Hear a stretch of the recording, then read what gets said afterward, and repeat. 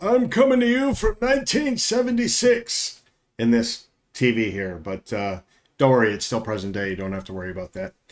Um, Today, we're going to talk about countertops. So when you do a kitchen remodel, one of the legs that you're going to need is a countertop because you can't have new cabinets and no countertop to go with it. That would be kind of silly. And you definitely don't want to put old countertops on your new cabinets. That would be kind of defeating the purpose of a whole kitchen remodel. So we're going to look at countertops today. And what I'm going to do is I'm going to briefly go over all the different types of materials of kitchen countertops, and then I will do separate videos on each different material that goes really in depth as far as like what that material entails. So we're on kinres.com here. I'm going to go to the sitemap, go to countertops, and we're on this page. So let's start with laminate. So with laminate, laminate is probably the most popular of yesteryear. I'm not going to say it's the most popular today, but it's been around for years and years. I've seen some laminate countertops that have been around for over 40 years that still look brand new. Laminate will be the most cost effective. Comes in several different brands. Names like Formica brand, Wilson Art brand, Nevermar, Pionite, and probably a few other more. Collectively, you're going to have, hundreds and hundreds of colors when it comes to these. Although laminate is the most cost-effective countertop, there are a lot more limitations with laminate and what you can and cannot do with it than you can do with other countertop materials. Let's go back to countertops there. So remember, laminate's going to be the most cost effective. So if you're on a budget, laminate might be the way to go as far as your countertops go. The next up countertop material will be what's known as solid surface. So solid surface is basically plastic. It's a lot of the times it's going to be acrylic, which is a plastic. Sometimes they have poly type materials that the solid surface tops are made out of. The benefits of solid surface are you can get a seamless appearance.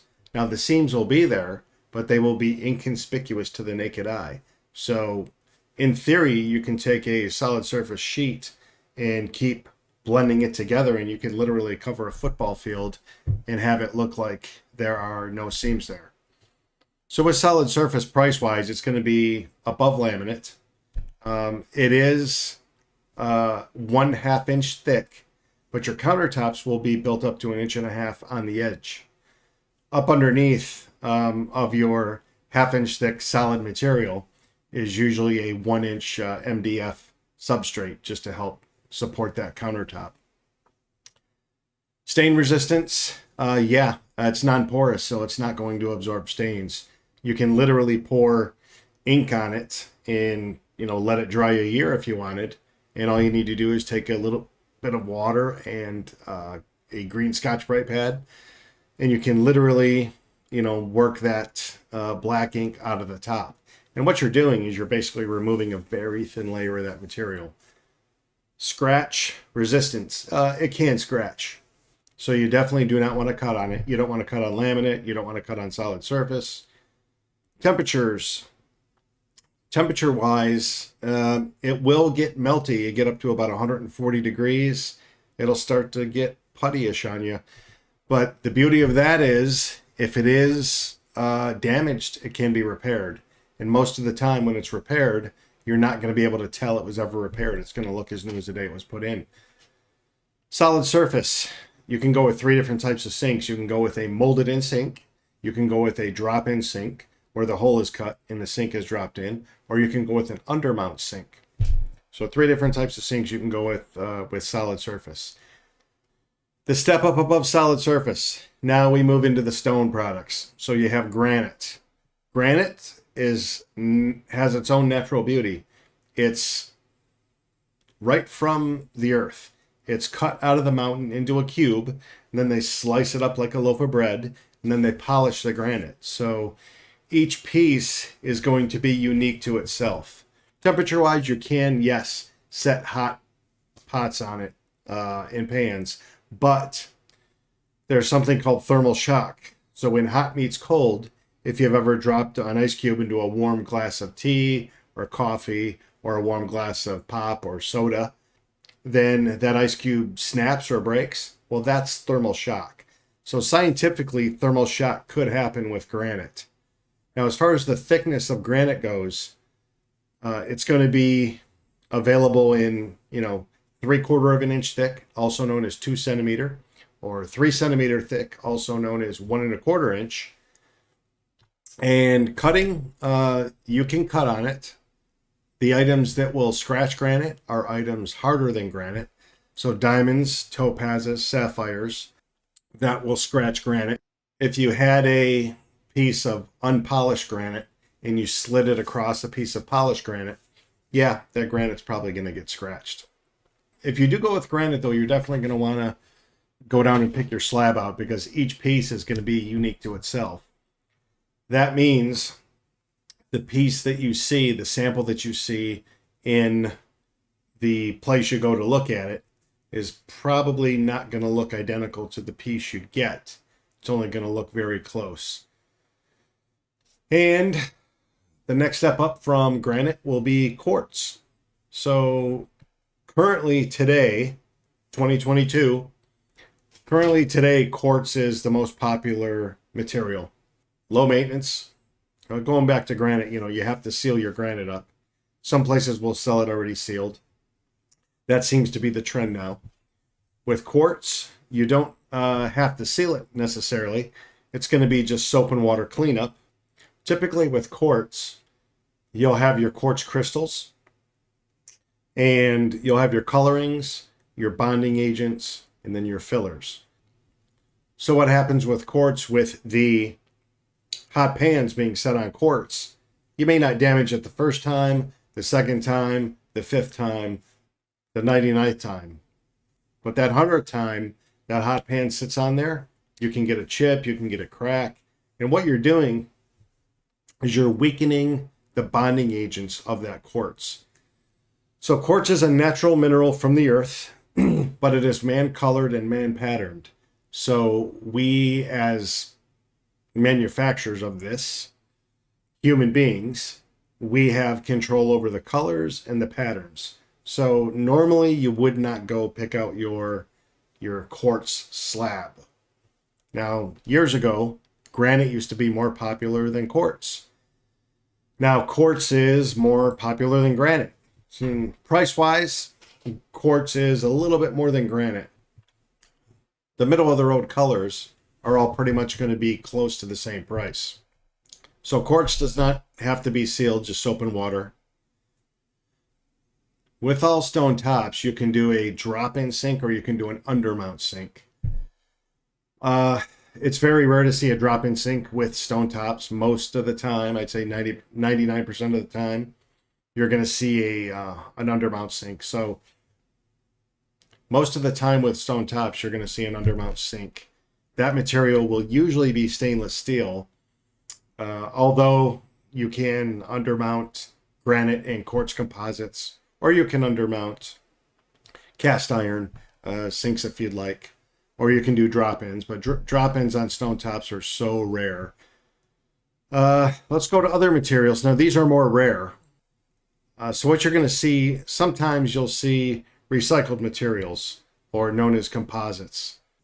Those are generally recycled materials like porcelain, bits of glass. It can be colored glass. It can be several things, all thrown in the mix. But as with anything, the less available it is, the higher the price or the higher the cost it is to manufacture it. You can think of production costs. So when you look back, speaking of 1976, when you look at VCRs, when VCRs first came out, they were very expensive. And then once they started to get mass produced, that's when the prices really dropped on them. So the same thing is where holds true for these countertops. They're more rare, so the prices are going to be higher than laminate, solid surface, quartz, and granite. The solid wood countertops. Solid wood countertops are still out there. They're going to be rare, but you can find them. The most common wood species would be maple. It's going to be like a maple butcher block is what you're going to look at. But however, they do make some in oak and walnut. I've seen some in. You will need to apply an FDA sealer on those. The solid wood countertops are high maintenance. So if you just want something easy, soap and water cleanup, wood countertops are not going to be for you. I would venture to say that solid wood countertops are probably double the price of, let's say, granite, in theory. But that's a good guide. They'd be about double the price of granite. Concrete countertops. They are rare. However, I will tell you this. I've had more people come and want those taken out than have them put in. So I don't know if it's a fad. The concrete countertops, I mean, you can add coloring to it to make it like a certain color. I heard they're pretty durable, but they are pretty heavy. You can pretty much mold them and make them into any shape, but have at it. I mean, if you want to go with concrete countertops, be my guest. Really do your research on concrete countertops before you jump into that, because they might be more trouble than they're worth. You may also see some stainless steel countertops out there. More often than not, those are used in commercial instead of residential materials or residential homes. So, one note too, if you have done your kitchen remodel,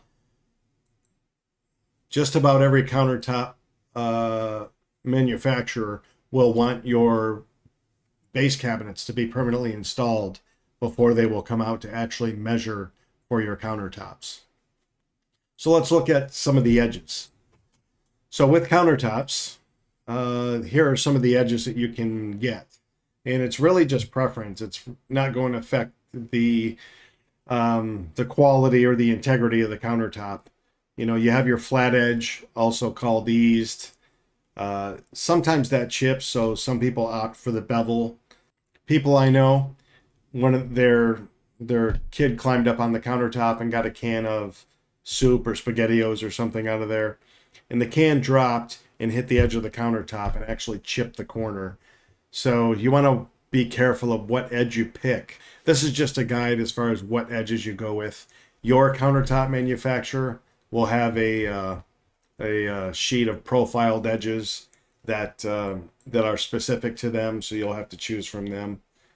But remember, in all of these tops, with the exception of laminate, you can do a drop-in sink or an undermount sink. They're all cousins of each other. Some will have advantages over the other ones, but realistically, quartz and granite would be the closest to each other. If you were to price out a granite countertop and a quartz countertop, let's say within the same price grade, they're going to be within probably $200 or $300 of each other.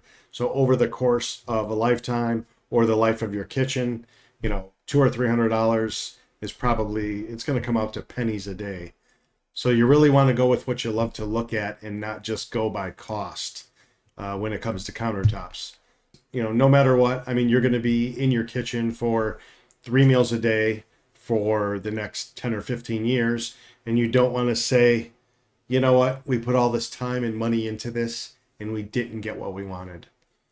Well, that's it for today's video. I hope that helps.